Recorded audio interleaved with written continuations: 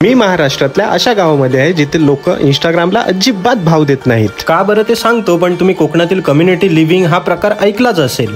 तो मी आज जगायला चाललो. वाडीमध्ये 28 घरं आहेत आणि 28च्या 28 घरांमध्ये आम्ही आरती करायला चाललोय. प्रत्येकाचं डेकोरेशन सुंदर, प्रसादाला पॉपकॉर्न, पेरू, लाडू, बुंदी. इन्फ्लुएन्सर असशील मुंबईला, इथे तर नाचावंच लागलं. मग काय, मी एकदम नर्वस. मला काय स्टेपा माहित नाही. एकाने म्हटलं नाच, म्हणून मी घुसलो मध्ये.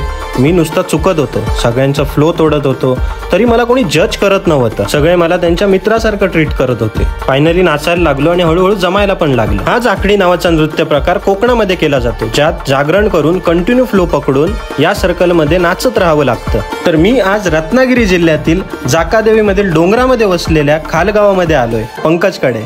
आणि सर्वात इंटरेस्टिंग गोष्ट म्हणजे या गावात नेटवर्कच नाही. नेटवर्क नसल्यामुळे लोक रिअल मध्ये कनेक्ट होते. इथे सगळेच सगळ्यांचे मित्र होते. मी तिथे ह्युमन टच बघितला, जेंडर इक्वेलिटी बघितली, 3 जनरेशन सोबत नाचताना बघितल्या आणि एका अनोळखी बाहेरून आलेल्या मुलाला बाप्पाच्या विसर्जनाचा मान देताना बघितला. खरंच या अनुभवावरून मला असं वाटतं की आमच्या कोकणातील ही सुशागत जीवनशैली माणसाला माणूस बनायला शिकवते. पुढच्या भागात आपण असंच एक रहस्यमय मंदिर पाहूया. त्यासाठी कोकणी माणसाक फॉलो करूक विसरा नका.